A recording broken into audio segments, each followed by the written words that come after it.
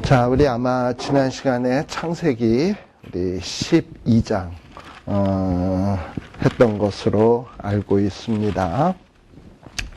조금 복습 삼아 이야기를 하면 창세기 요 12장 1절에 나오는 이 하나님의 나타나심의 사건은 우리 아브라함이 하란에 있을 때 아브라함에게 나타나신 사건이다. 그런데 아브라함이 하란에 있기 전에는 어디 있었냐? 저 강 건너 메소포타미아 지역에 있었다 그랬죠. 예.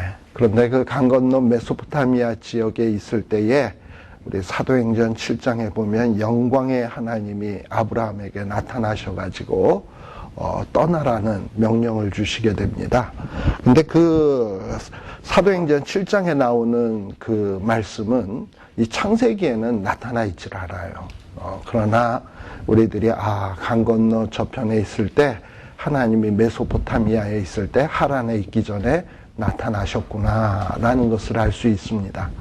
또 우리 여호수아 24장에서는 강 건너 저편에 있을 때 이스라엘의 조상들이 아브라함과 또 그 아브라함의 형제 나홀이라든지 하란이라든지 데라라든지 이런 사람들이 강 건너 저편에 있을 때 우상을 숭배했다라는 기록도 나와 있습니다. 그래서 이런 걸 종합을 해볼 때 아브라함은 갈대아 우르에 있을 때 정말 아버지 데라와 마찬가지로 우상을 숭배하던 자였는데, 그런데 하나님이 영광의 하나님이 나타나서 떠나라 그러니까 어쩔 수 없이 떠나게 되었다라는 이야기를 지난 시간에 말씀을 드렸습니다. 이와 같이 아브라함이라고 하는 사람은 우리와 시작은 비슷해요. 다 별 볼 일 없는 우상 숭배자였지만 하나님이 붙들어서 끄집어내시는 바람에 하나님에 의해서 끌려가면서 그의 믿음이 자꾸 자라가고 성화되어 가는 것이지, 아브라함은 그냥 툭 태어날 때서부터 신앙인이고 믿음 좋았던 사람이냐? 결코 그렇지 않아요. 그렇다면은 만일에 처음부터 우리와 다른 믿음 좋은 사람이었다라고 한다 그런다면 아브라함은 절대 우리의 믿음의 조상이 될 수 없고 우리와는 딴 나라 사람이 되는 거예요. 그러나 아브라함도 처음부터는 별 볼 일 없는 사람이었지만 하나님이 부르셔서 그 믿음이 성장해 갔다라는 것을 마음속에다 이렇게 두시면서 여러분들이 이 아브라함에 대한 이야기들을 살펴나가는 것이 중요합니다. 자, 여러분들 오늘 창세기 12장에 보게 되면 제가 아까 말씀드렸죠. 하나님께서 이 12장 1절에 나오는 것은 하란에 있을 때 하나님이 나타나신 장면이다 라고 얘기를 했습니다. 11장 32절에 보면 데라는 하란에서 205세를 살다가 죽었다, 향수했다 라고 하는 말이 나오네요. 이 아버지 데라가 하란에 도착을 했을 때, 아브라함이랑 다 같이 이렇게 도착을 했을 때, 야, 우리가 더 이상 가나안 땅까지 갈 필요 있냐? 여기서 머물자. 여기서 더 떠나가게 되면 말도 달라지고 문화도 달라지고 모든 게 달라지니까 그냥 여기서 살자. 일단 떠나라 그래서 떠난 거 아니냐? 하나님의 명령에 반은 순종한 것 아니겠냐? 그러니 일단 너무 우리들이 위험을 감수할 필요까지는 없지 않냐? 그러면서 하란에서 머물게 되는데 바로 하나님께서 이렇게 데라를 데려가신 거예요. 자, 그렇다면 아브라함 마음속에 드는 생각은, 우리 아버지가 왜 돌아가셨을까? 하나님이 지시한 땅까지 가야 되는데 여기서 데려가신 것 아니냐? 하나님에 대한 공포심이 생기겠죠. 명령에 100% 순종하지 않았기 때문에 하나님이 아버지를 데려간 것 아닌가. 이런 어떤 두려움 속에 있는데, 이럴 때 하나님이 탁 나타나서 아브라함에게 말씀하시기를, 너는 또 본토 친척 아비집을 떠나서 내가 지시할 땅으로 가라라고 이야기를 하면 안 갈 수 있겠습니까? 아니면 가야 되겠습니까? 가야 되겠죠. 안 갔다간 아버지처럼 자기도 죽을지 모르는데, 흔히 목숨이 두려워서라도 떠나야 되는 거예요. 그러니 뭐 신앙이 좋아서 간다기보다는 어떤 하나님의 재앙 안 당하기 위해서, 어떤 징벌 안 받기 위해서 떠나는 거예요. 어떻게 보면 하나님 앞에 질질 끌려가는 것 같아. 그러나 하나님 앞에 끌려가는 것은 복되다라는 거예요. 사탄에게 끌려가는 것은 그건 저주고 무서운 일이겠지만 하나님 앞에 끌려가면 그래도 그건 복된 일이에요. 자, 그런데 우리 하나님이 이렇게 끌고 가시는 이유는 뭐냐? 왜 이렇게 아브라함에게 집착을 하셔서 아브라함을 자꾸 이렇게 가라 내가 지시할 땅으로 가라 하시냐 하면, 여러분들 12장 1절에서부터 3절을 보십시오. 너는 너의 본토 친척 아비집을 떠나 내가 내게 지시할 땅으로 가라. 가야 될 이유 첫 번째, 너로 뭐 하겠다? 큰 민족을 이루겠다.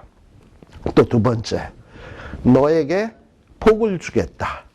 그쵸? 복을 주겠다. 세 번째, 내 이름을 창대케 한다.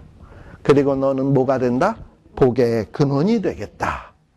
그러니까 하나님이 아브라함을 끌고 가는 것은 무슨 뭐 5, 6월에 개를 질질 끌고 가서 보신탕 해 먹으려고 끌고 가는 게 아니고, 이 아브라함을 자꾸 끌고 가는 것은 아브라함에게 큰 민족이 이루고 복을 주고 또 그 이름을 창대케 하고 복의 근원되기 위해서 그런 거예요. 그러니까 하나님이 끌고 가는 데는 분명히 좋은 이유가 있어서 끌고 가는 거예요. 왜 우리 하나님께서 우리 믿음의 자녀들이 신앙생활할 때 잘못하거나 그릇된 길로 가면 징계하는 줄 아십니까? 왜 힘들게 하는 줄 알아요? 우리를 괴롭히면서 뭐 하나님이 즐기기 위해서 그런 거냐? 절대 아니에요. 우리 하나님이 뭐 그까짓 거 뭐 나 하나 데리고 간다고 무슨 유익이 있겠어요? 그러나 나를 이렇게 끌고 가심을 통해서 나로 크게 만들고, 그리고 뿐만 아니라 복을 주어서 우리를 통해서 그 이름을 창대케 하고 또 우리를 복의 근원되기 위해서 하는 것이다 라는 것을 여러분들이 마음속에 믿으신다면, 주여 나를 끌고라도 가주세요. 두들겨 패서라도 가주세요. 이렇게 되게 돼 있어요. 자꾸 주님 떠나서 멀리 가는 게 아니라 그냥 주님한테 끌려가는 것을 좋아하게 돼 있는 겁니다.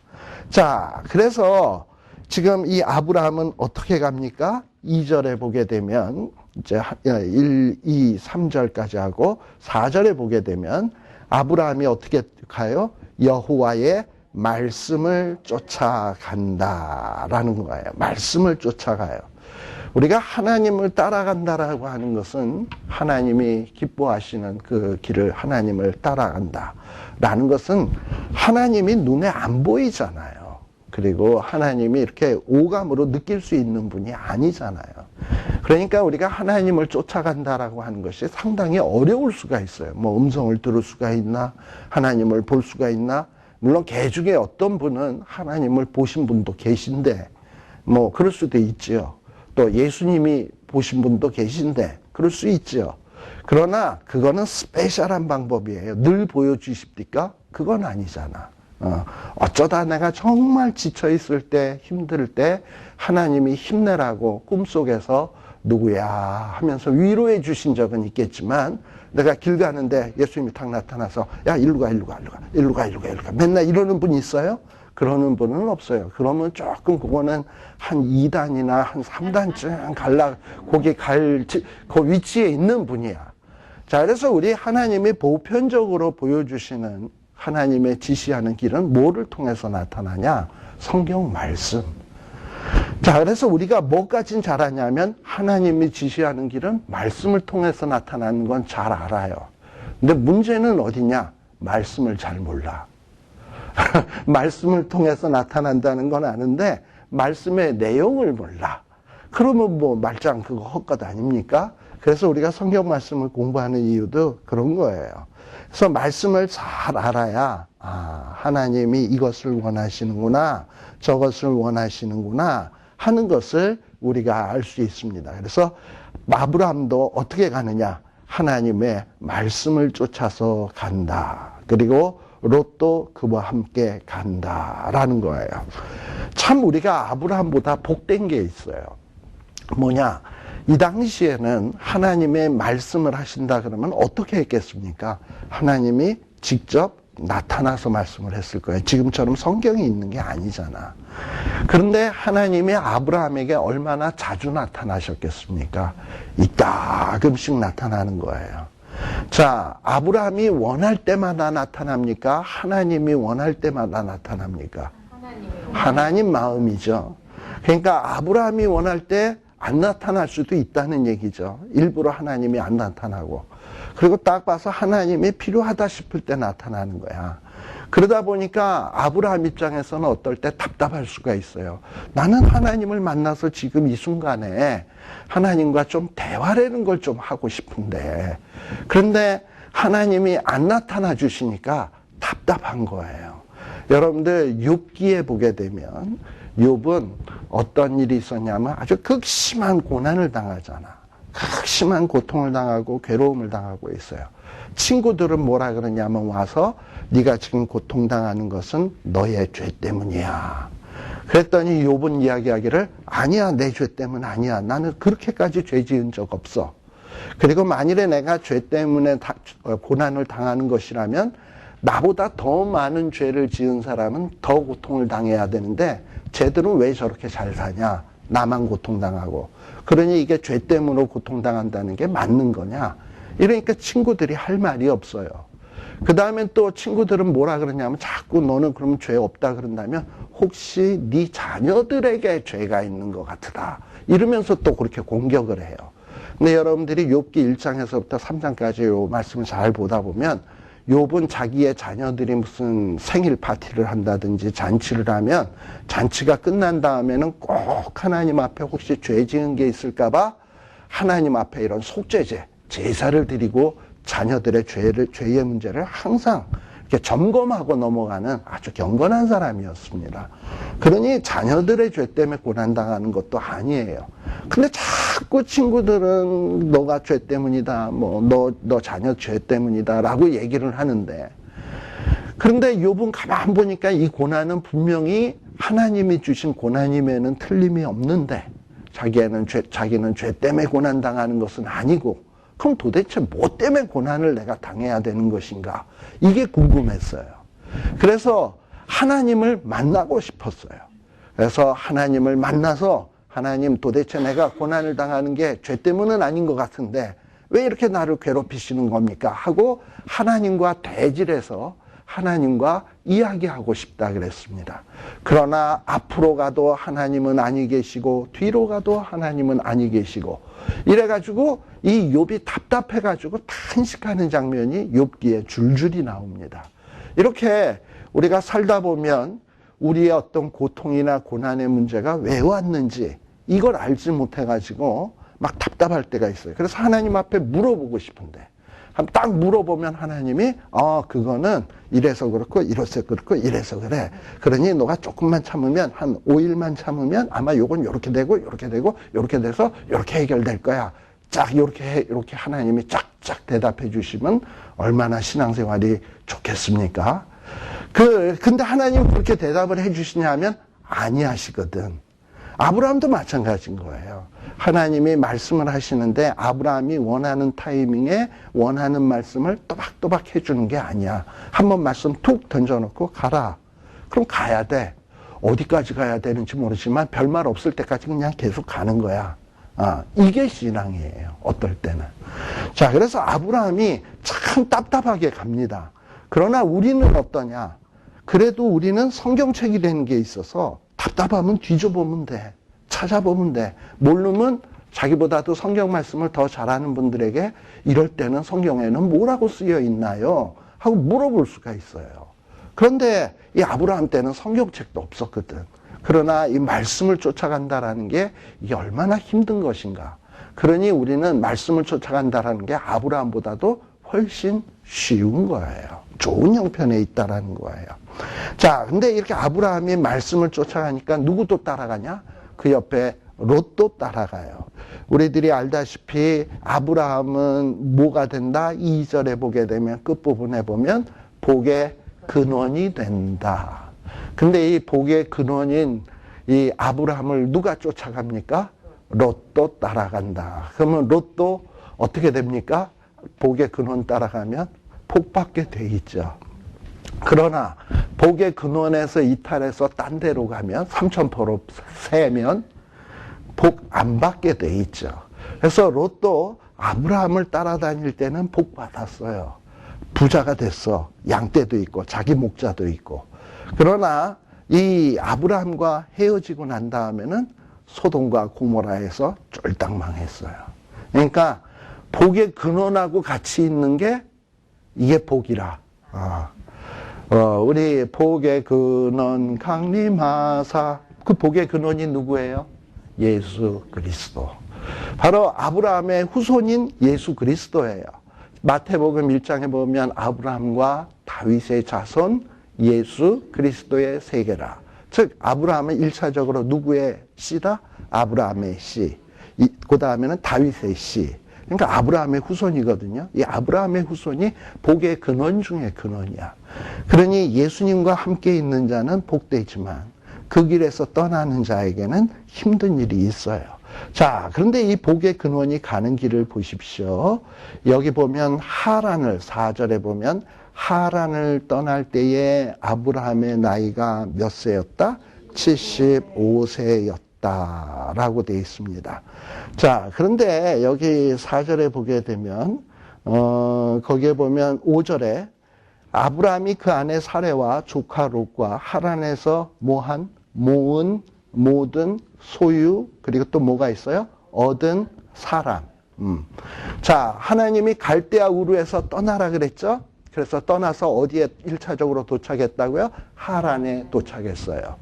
자, 이렇게 하나님의 명령에 순종해서 이 갈대아 우르 땅을 떠나서 하란까지 순종해서 오니까 하나님이 하란에서 물질적으로 축복해 준 것 같아요.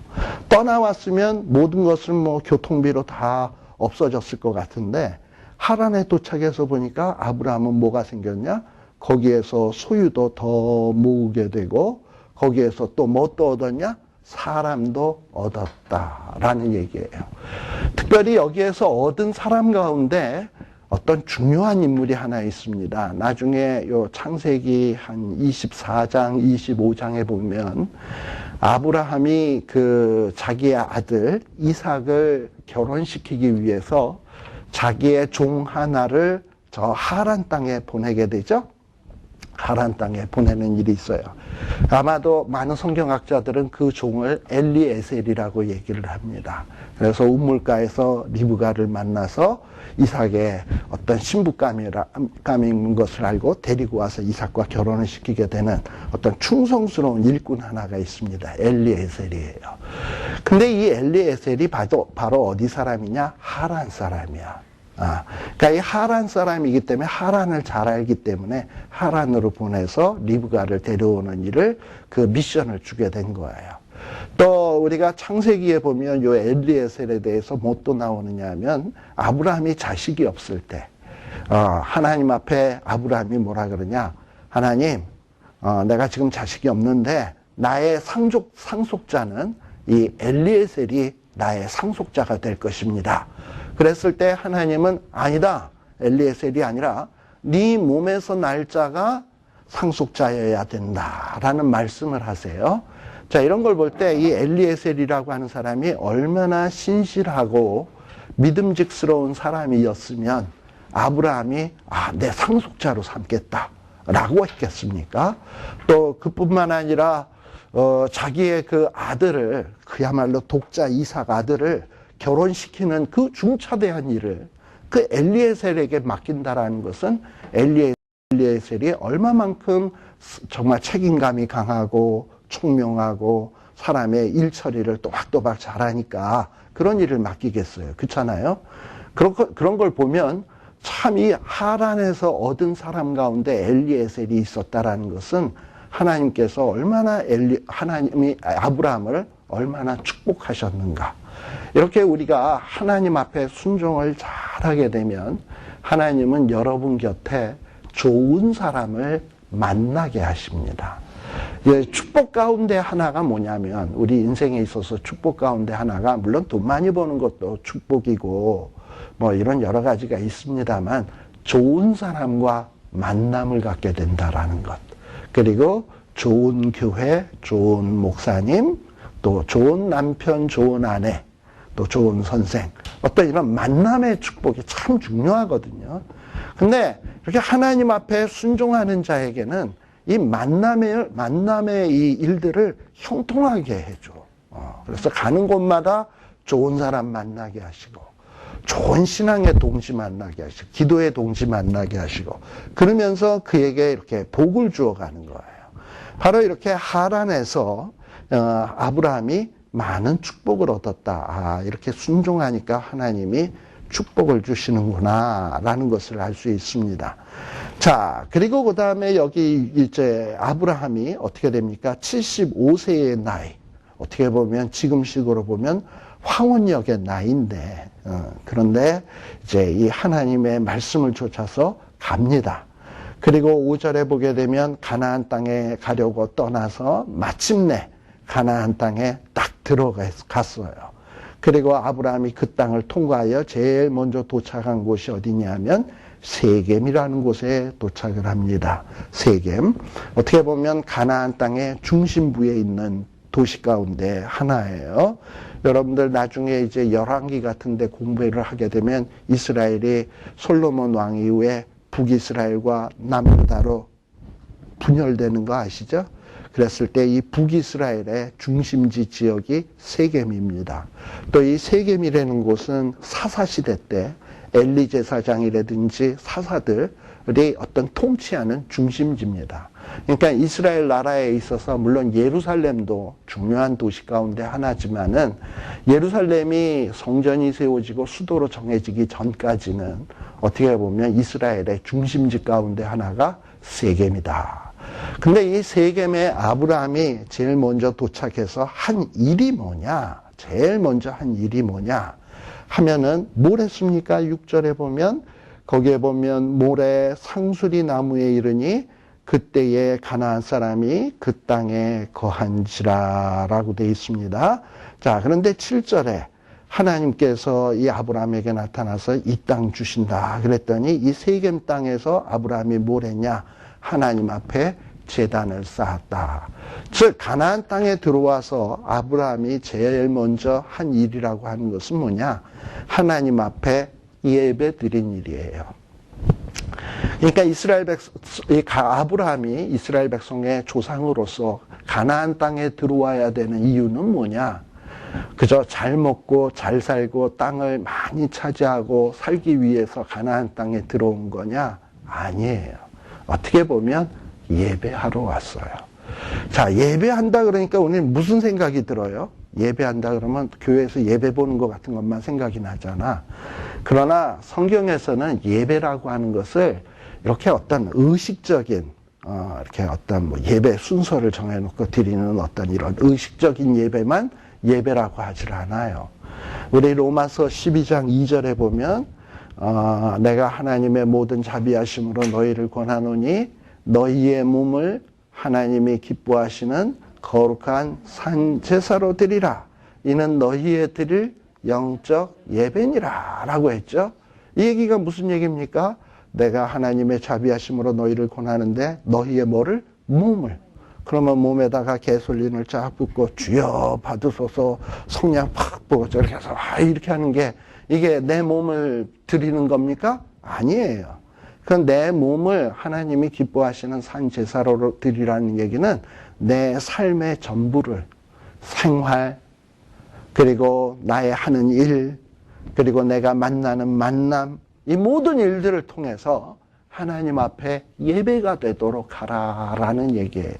그래서 성경에서는 뭐라고 얘기하냐? 그것을 또 다른 표현으로 먹든지 마시든지 무엇을 하든지 하나님 앞에 영광을 돌려라 라고 얘기를 하는 거예요. 그게 바로 예배인 거예요. 그런데 이제 우리가 주일날은 특별히 한 순서를 통해서 또 예배를 드리지만 그것만이 예배가 아니라 삶 전체가 예배가 돼야 된다는 겁니다. 그런 면에서 가나안 땅에 아브라함이 딱 들어와서 제일 먼저 한 일은 뭐냐? 하나님 앞에 예배 드린 일이에요. 그리고 가나안 땅에서 사는 삶도 무엇을 위한 거냐? 하나님 앞에 영광 돌리고 사람들에게는 복의 근원이 되고 이러기 위해서 사는 겁니다. 이게 믿음의 조상 아브라함의 삶의 목적이고 사명이에요. 그렇다면 그 후손인 우리는 믿음의 후손이지? 그러면 믿음의 후손은 목적의 조상하고 다른가? 똑같아야지. 그러니까 우리 하나님께서 미국에 보내주신 이유, 우리가 이 땅에서 살고 있는 이유 뭡니까? 좋은 직업 얻어서 좋은 집 사고 좋은 차 사고 잘 먹고 잘 살고 끝? 이게 아니라 우리의 삶 자체가 하나님 앞에 먹든지 마시든지 무엇을 하든지 영광 돌리는 일에 집중이 되어야 되고 우리의 삶 전체가 하나님이 기뻐 받으시는 예배가 되어야 된다는 거예요. 이렇게 아브라함은 세겜에서도 하나님 앞에 예배 드렸습니다. 또 그뿐만 아니라 또 8절에 보면 베델 동편 산으로 옮겨 장막을 치니 서는 베델이요 동은 아이라. 그가 그곳에서 여호와를 위하여 뭐를 쌓고 단을 쌓고 여호와의 이름을 부르더니 자 그러니 베델에 가서도 뭐 했다? 예배 드렸다. 또 베델과 아이 사이 그 사이에서도 하나님 앞에 예배 드렸다. 이러면서 아브라함은 가는 곳마다 예배했습니다. 바로 이것이 아브라함이 가나안 땅에서 어떻게 살아야 되느냐 하는 문제예요. 자, 그런데 이렇게 예배드리는 신앙의 삶 참 좋죠. 아름답죠. 그러나 그게 쉬운 일은 아니에요. 이렇게 늘상 예배드린다고 고통이라는 게 샥 오다가 우리에게 예배드리면 딱 바나나 킥해서 휘어가냐? 아니야. 예배드리는 사람한테도 고통이 와. 뭐 예배드리는 사람한테 돌 던지면은 돌이 싹 날아가다가 갑자기 바나나 킥으로 컵으로 해서 샥 휘어가냐? 스데반 집사님 보세요. 사람들이 돌 던지면 그 돌이 딱 스데반 집사님 향해서 날아오다 싹 바나나 킥으로 휘어가니까 스데반 집사가 좋아가지고 그 얼굴이 천사의 얼굴과 같이 빛났습니까? 아니죠. 여전히 돌은 날아와서 스데반 집사에게 탁 와서 맞는 거예요. 뭐 스데반 집사님이 하나님 잘 믿으니까 무슨 투명 방패가 탁 생겨가지고 돌이 날아오는 게 탁 맞고 튕겨가지고 그 돌 던진 사람으로 다시 더 빠른 속도로 날아가서 거기 가서 탁 칩니까? 그거 아니야. 그대로 날아와요. 그러니까 예배 드리는 사람에게도 힘든 일, 고통스러운 일이 있습니다. 그러나 우리 예배 드리는 사람은 그냥 끝까지 그것을 힘든 일이 있다고 해서 포기하거나 좌절해서는 안 된다는 거예요. 근데 우리 아브라함 믿음의 조상이었던 아브라함에게도 문제가 생겼어요.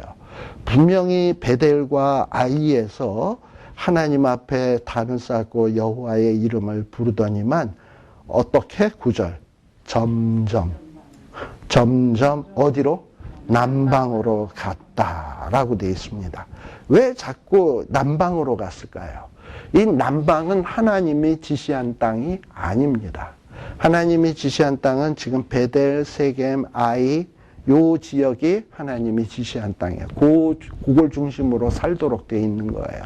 근데 여기를 떠나서 자꾸 어디로 가느냐? 남방으로 가요. 이렇게 남방으로 가는 데는 분명히 이유가 있겠죠.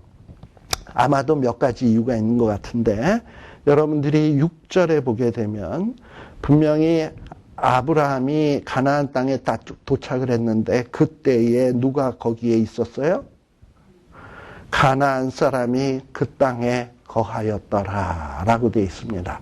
아브라함이 딱 가나안 땅에 들어오면 아브라함은 뭡니까? 이방인 나그네. 그리고 현재 그곳에는 누가 살고 있다? 가나안 사람.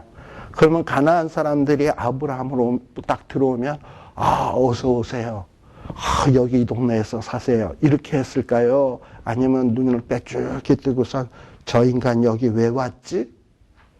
그리고 좀 의심의 눈초리로 저자가 여기 들어와서 우리에게 혹시 손해를 입히는 것은 아닐까? 굉장히 좀 이런 어떤 경계의 눈초리로 보지 않았겠습니까? 그러니 아브라함이 마음이 편하다, 불편하다? 불편하지. 그러니 어쩌면 불편해서 떠날 수밖에 없었을 수도 있고 또 하나, 두 번째는 또 뭐냐? 이 가나안 땅에 도착을 해보니 가나안 땅은 그렇게 식량이 넉넉한 곳이 아닙니다. 여러분들 그 갈대아 우르에는 아브라함이 원래 떠나온 갈대아 우르는 유프라테스 강, 그리고 티그리스 강, 유프라테스 강이 쫙 흐르고 그 사이에 있으니까 정말 땅이 비옥했거든요. 농사가 잘 되는 곳이었지만, 그러나 이 가나안 땅에 딱 들어와 보니까 요단강이라는 거 하나 쫄쫄 흐르고 있는데, 이거는 거기는 강이라고 그러면 이건 개천이야. 그러니 여기에서 무슨 농사가 되겠냐고. 그리고 이 가나안 땅은 이스라엘 여러분들 지도를 보시면 이스라엘의 그 땅 전체의 3분의 2가 산이에요. 그냥 다 그렇게 높은 산은 아니지만 그렇게 농사 지을 만한 땅이 못 돼. 그런 땅에서 무슨 먹을 것이 넉넉하겠습니까? 그런데다가 뭐 조금 가물기라도 해봐요. 그러면 정말 고달픈 거지. 그러니까 이게 하나님이 지시한 땅이라고 왔는데 먹을 것도 자기 원래 본토보다도 별 볼 일이 없고, 그리고 사는 거 힘들고, 그리고 이 가나안 동네에 이미 살고 있던 사람들이 자기를 무슨 뭐 바라보듯이 바라보고 있고, 거기서 살고 싶어요?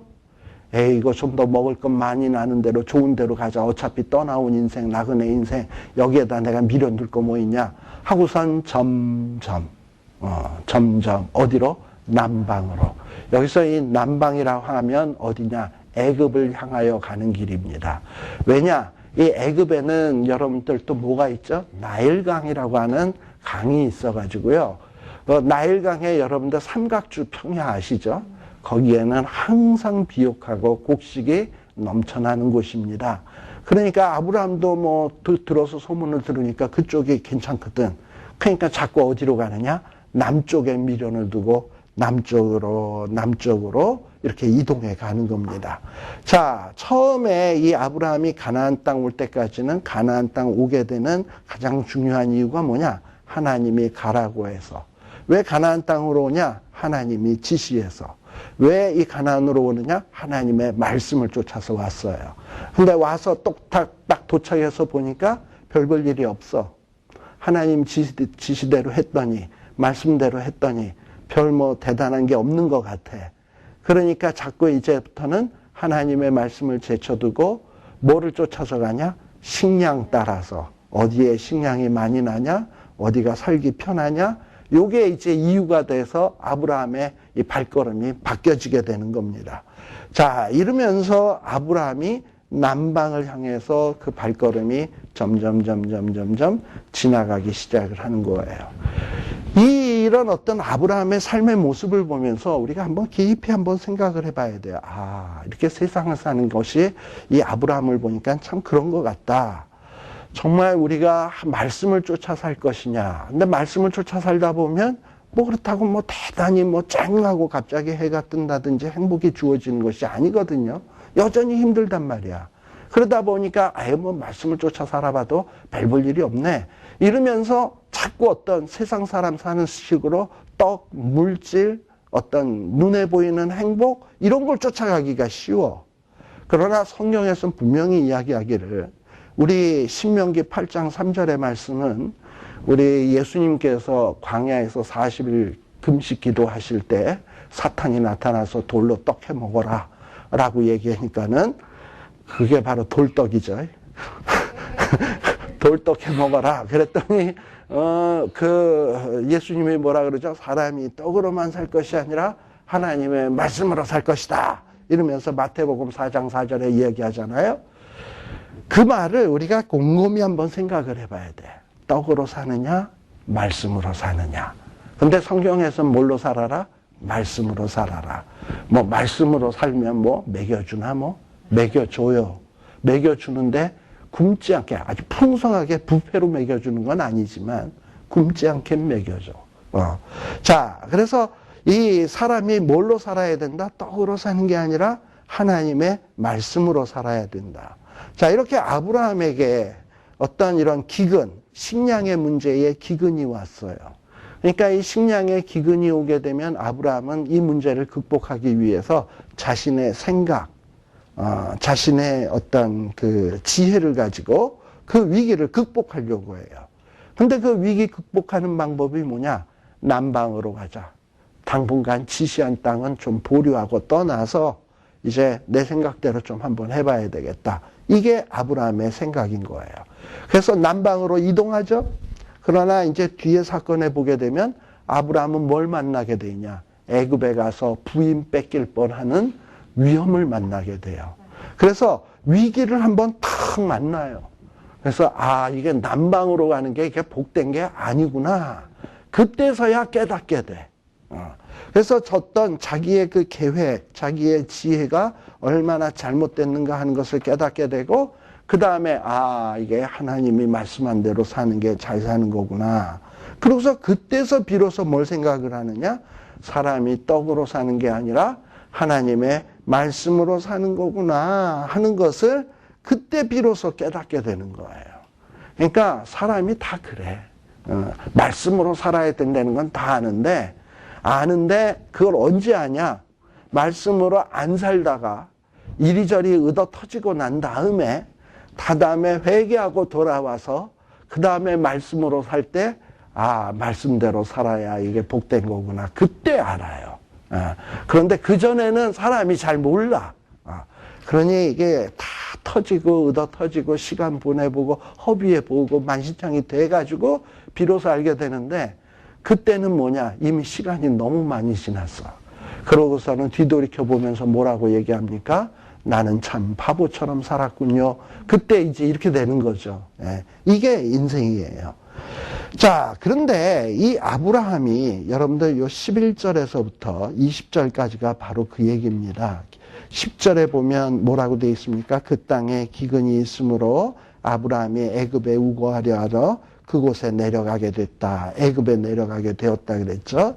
자, 그래서 내려가서 뭐 부인이 너무 이쁘니까. 근데 이때 부인의 나이가 몇 살인 줄 아십니까? 아브라함하고 사라하고는 몇 살 차이게요? 10살 차이입니다. 아브라함이 아까 조금 전에 몇 살이었죠? 75세. 그러면 사라는 환갑잔한 지 5해가 지났어요. 65세예요. 근데 이렇게 아름다웠을까? 뭐 좀 이런 생각이 들지. 65세인데. 근데 우리가 뭘 생각하면 되냐 하면, 이 사라는 몇 살에 돌아가시냐면 127세에 돌아가셔요. 자, 그러면 65세면 65 곱하기 2 하면 130이거든.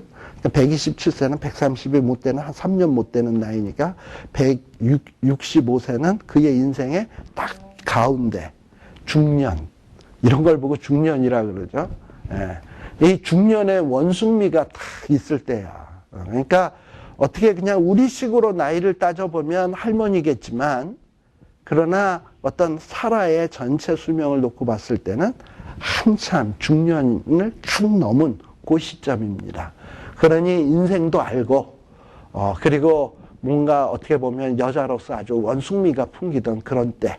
그러다 보니까는 이제 부인을 뺏길 뻔하는 그런 일이 생겨나게 되죠.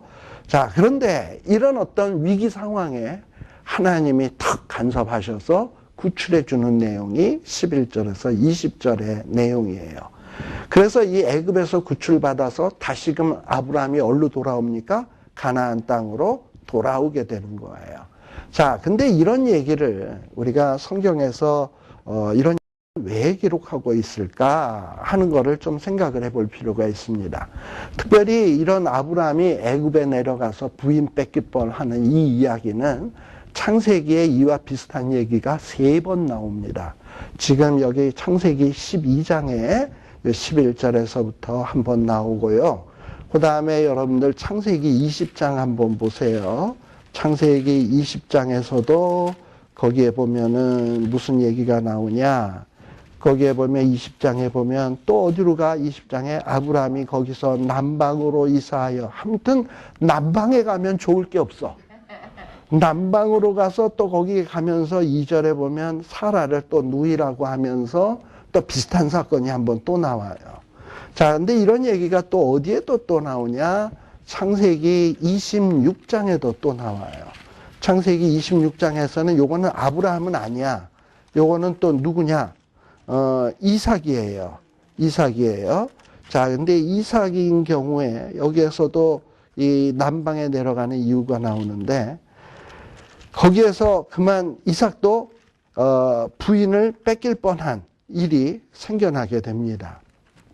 자, 그런데 이렇게 비슷한 사건이 창세기에 3번이나 나와요. 창세기면 아담에서부터 요셉에 이르기까지의 이야기거든요. 아담이면은 BC 한 4,000년. 그리고 뭐 성경에 나오는 계산으로 친다면. 그리고 요셉 하면은 BC 한 1,500년. 1,500년. 1,600, 뭐, 한, 요정, 1,900년. 요셉 하면.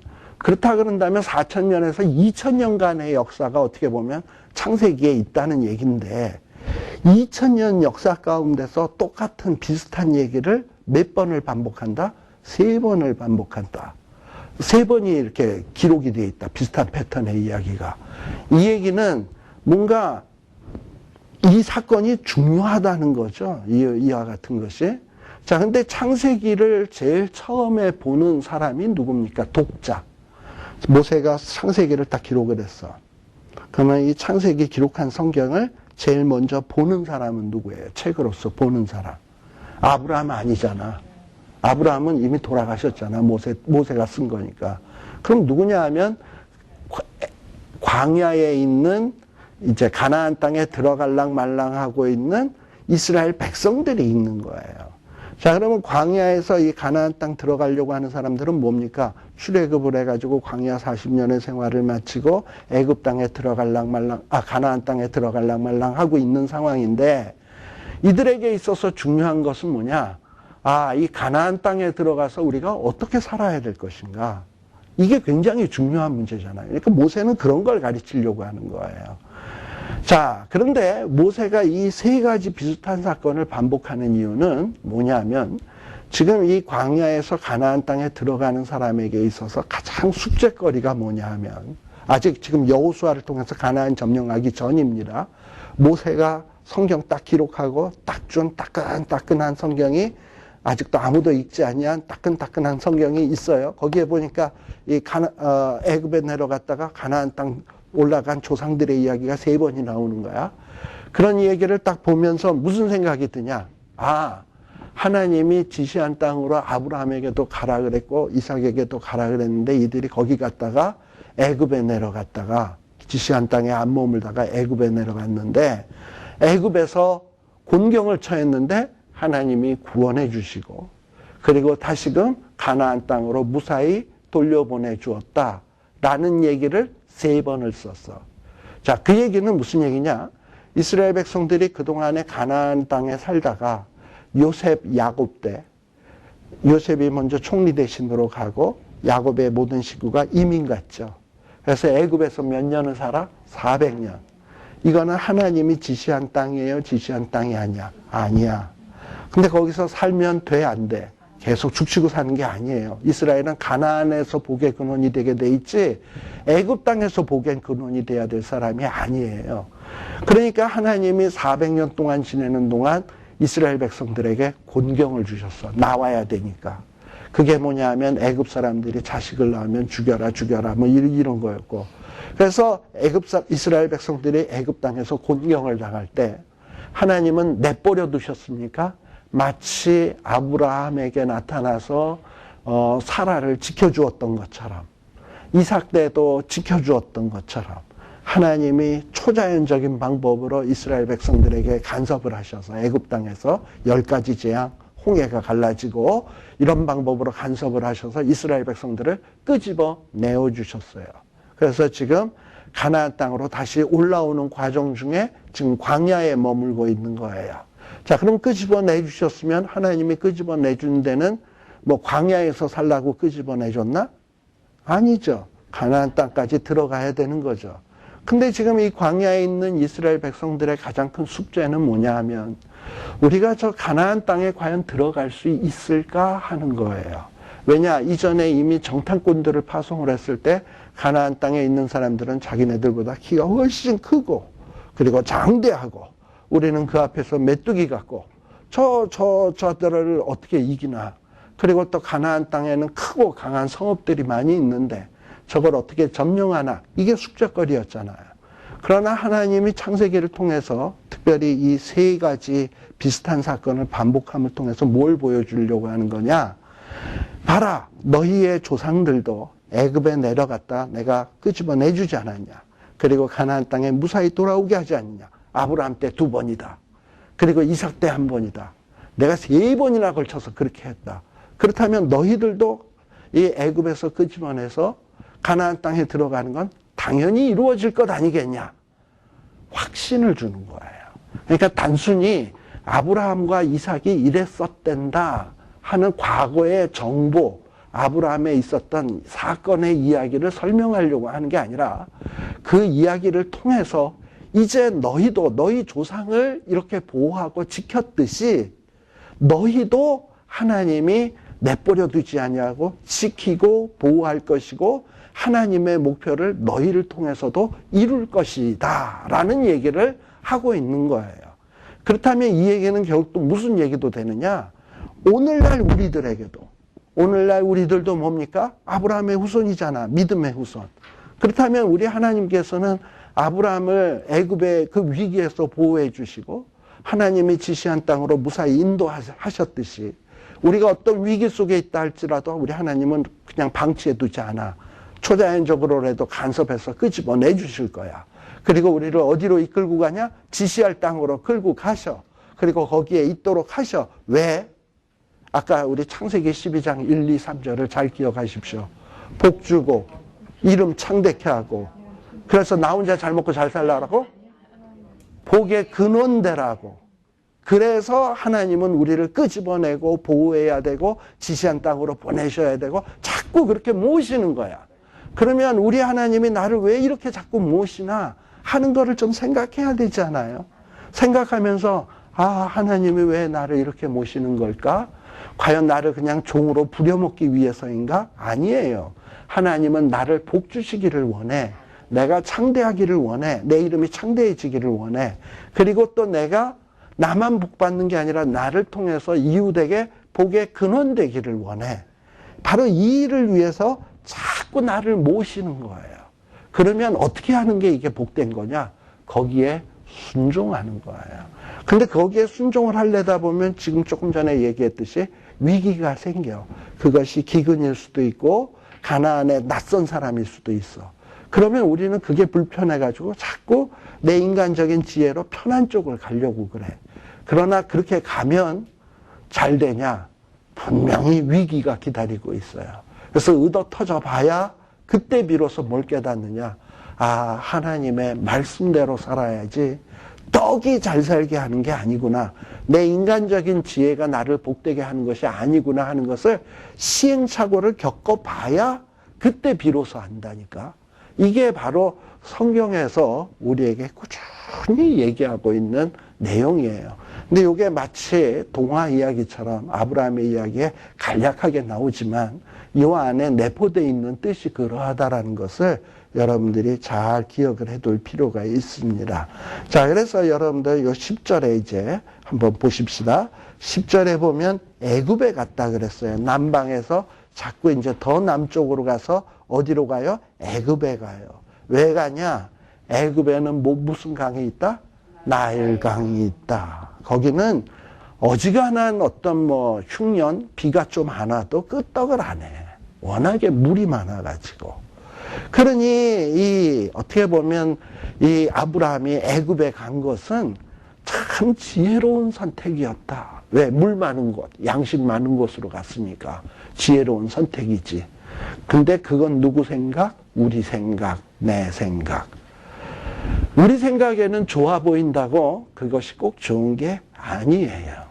그래서 분명히 아브라함이 애굽으로 간 것은 지혜로운 행동이고 잘한 결정 같아 보이지만 살아봐야 알아. 지내봐야 알아. 자, 그래서 성경에서는 끊임없이 이 애굽이라고 하는 나라에 대해서 뭐라고 얘기하냐? 애굽 의지하지 말아라. 애굽 의지하지 마라. 그래서 이 애굽은 어떤 세속적인 나라, 또 하나님을 떠난 어떤 인간적인 도움, 수단으로서 묘사가 돼 있어요.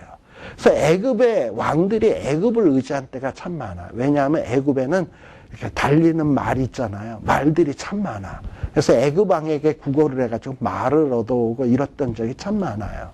그래서 성경은 선지자들을 통해서 뭐라 그러냐? 애굽 의지하지 마라, 애굽 의지하지 마라.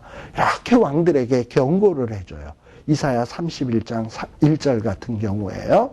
자, 그런데 아브라함이 하나님 지시한 땅으로 내가 왔는데, 이거 뭐 먹을 것도 없고, 사람들은 나를 그냥 경계의 눈초리로 보고, 이거 내가 여기서 계속 살아야 되나요?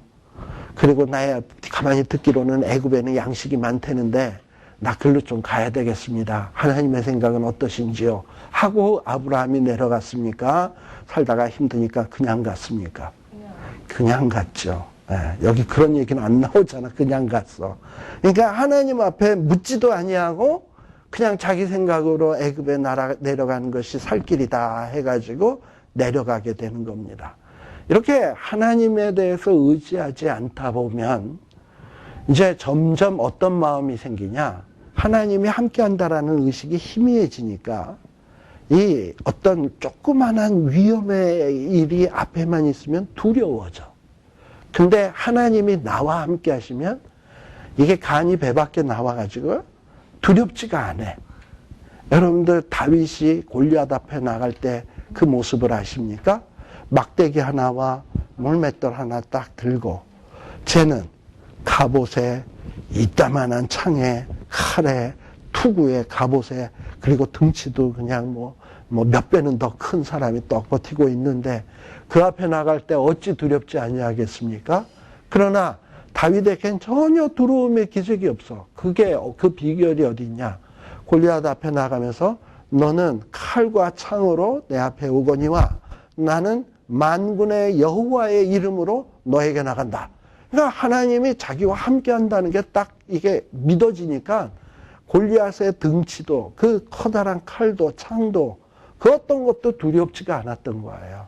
그러나 하나님이 내 옆에 계신다, 나를 지켜주신다, 보호해 주신다라는 의식이 희미해지면 이 상대방의 그 커다란 모습, 무시무시한 모습만 보여.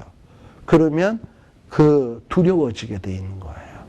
바로 이렇게 아브라함도 하나님 앞에 기도 안 하고 묻지 아니하고 자기 지혜를 따라서 살다 보니까 점점 애굽에 다가가면 다가갈수록 어떤 마음이 드냐? 두려움이 생기게 되는 거예요. 특별히 어떤 두려움이냐? 자기의 와이프를 보니까 너무 이뻐. 제 눈에 안경이라고 너무 이뻐 보이는 거야. 그래서 12절에 보게 되면 뭐라고 얘기하냐? 애굽 사람이 그대를 볼 때 11절서부터 그 아내 사레더러 말하되 나 알기에 그대는 아리따운 여인이라 65세인데 애굽 사람이 그대를 볼 때 이르기를 이는 그의 아내라 하고 나를 죽이고 그대는 살리리니 하는 뭐 이런 생각을 하게 되는 거죠. 별 걱정 달아야 일어나지도 않은 사건에 대해서. 자, 그러나 이것이 또 아브라함으로서는 지극히 상식적인 생각이에요. 뭐 이 당시에 뭐 법이 뭐 있겠습니까? 힘이 있고 뭐 쌈 잘하고 이런 사람이 법이지. 근데 이 애굽의 이 역사 사료 같은 걸 보면 이 당시에는 이 왕이나 힘 있는 자들이 남의 아내 빼앗는 거가 그렇게 허물이 안 돼. 힘 있는 자는 얼마든지 빼앗을 수 있는 거야. 그래서 여러분들 이 중동 지역의 이 부자들이나 부호들은 아내 여럿을 데리고 있는 것이 결국은 뭐냐? 자기의 명예의 상징이요, 권위의 상징이요, 부의 상징이에요. 그래서 그야말로 진짜 가난한 사람은 부인 하나도 없어. 있는 것들은 뭐 20이고 얼마든지 거느릴 수 있어. 그러니까 부인 많은 게 뭐냐? 자기의 능력을 과시하는 거예요. 그러니 남의 부인 빼앗아 오는 거 얼마든지 할 수 있어요. 근데 그거를 아브라함도 잘 알거든. 근데 내가 이렇게 내려가다가 저 애굽에 힘 있는 자가 내 부인을 빼앗으면 어떨까? 게다가 사례를 가만 보니까 그 얼굴이 무기여야 되는데, 근데 무기가 아니라 이게 얼굴이 그냥 상대방을 유혹할 만한 어떤 그런 식이니까 이게 아무래도 불안하거든. 그러니까는 어떡합니까? 지금 이제 이 아내랑 지금 걱정을 하고 있는 거예요. 그래서 아내 보고 뭐라고 얘기하냐? 13절, 원컨대. 이러면서 이 원컨대라는 말은 굉장히 정중한 부탁을 드리는 거예요. 그러면서 아내 사례에게 대한 결례인 줄 알면서도 어떤 부탁을 하고 있는데 부탁의 내용이 뭐냐? 당신을 아내라 하지 말고 이제부터는 누이라고 하자. 실제 부인 보고 당신은 이제부터 누이로 하자. 이러고 얘기하면 그렇게 불림을 받는 누이 아내는 기분 좋겠습니까? 나쁘겠습니까? 이게 좀 찜찜하겠죠. 그죠? 예, 그래서 이 누이라고 한 거예요. 자, 그런데 이 아브라함이 그 자기 아내를 누이라고 한 것은 아내의 어떤 생명을 보호하고 순교를 보호하기 위함입니까? 아니면은 아브라함 자신의 생명을 보호하기 위함입니까? 아브라함의 자신의 속보이는 거죠. 예, 완전히 지 시커먼 속 채우겠다고 지 부인을 누이라고 하는 거예요. 이건 전혀 그 부인을 보호하려고 하는 것이 아닙니다. 자, 그런데 아브라함은 속으로 이런 어떤 마음을 먹었을지도 몰라요. 여러분들 이 창세기 20장 12절 말씀 한번 봅시다.